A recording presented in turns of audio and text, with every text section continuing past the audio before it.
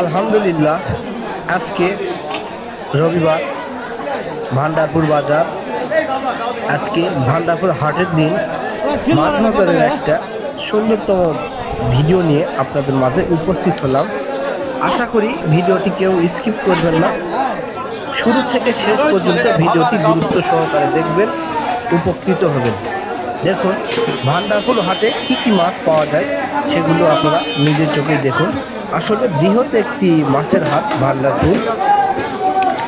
এ হাটে বিভিন্ন ধরনের মাছ পাওয়া যায়।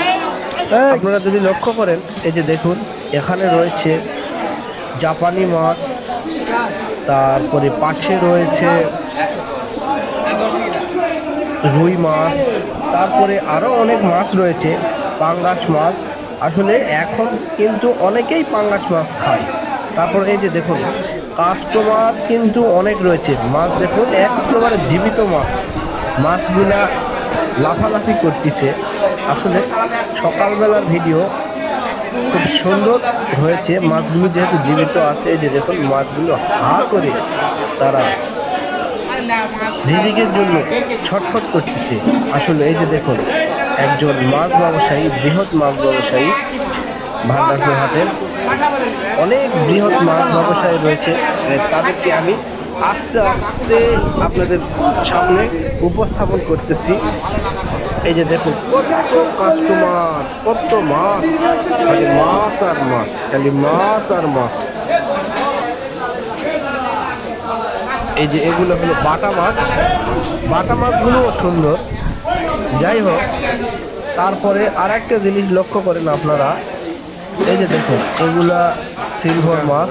অনেকেই সিলভার বিকেট, যাই হোক অনেকেই কিন্তু সিলভার আর বিকেট চিনতে পারেন না। এটা হলো তেলাপিয়া। এই যে মাছ ব্যবসায়ী মাছকে কিন্তু পানি খাওয়াচ্ছে, কিভাবে পানি খাওয়াচ্ছে। আসলে মাছকে ভালো রাখার জন্য পানি অপরিহার্য একটি বিষয়।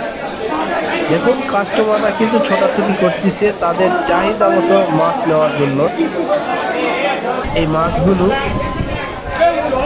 কিন্তু প্রত্যেক ব্যক্তির ঘরে যাবে না, ঠিক আছে, কিন্তু যারা এই মাছগুলো কিনে নিয়ে যাবে তাদের ঘরেই কিন্তু চলে যাবে। দেখুন সুন্দর সুন্দর মাছ। আসলে এই যে দেখুন এখানে আড়ত, অর্থাৎ এখানে পাইকারি হচ্ছে মাছগুলো, এখান থেকে খুচরা ব্যবসায়ীরা মাছগুলো ক্রয় করে এখানে খুচরা বিক্রয় করতেছে। আসলে এভাবে কিন্তু প্রত্যেকেই সংসার চালায়। যাই হোক, আপনাদের পছন্দের মাছ নিতে অবশ্যই চলে আসবেন ভান্ডারপুর বাজারে। আপনারা অবশ্যই আপনাদের পছন্দের মাছ পাবেন, তো চিন্তা করতে হবে না। পরিশেষে আর বেশি কিছু বলতে চাচ্ছি না। দেখেন কাস্টমার কিন্তু প্রচুর রয়েছে, অজস্র কাস্টমার। ধন্যবাদ, ভালো থাকবেন।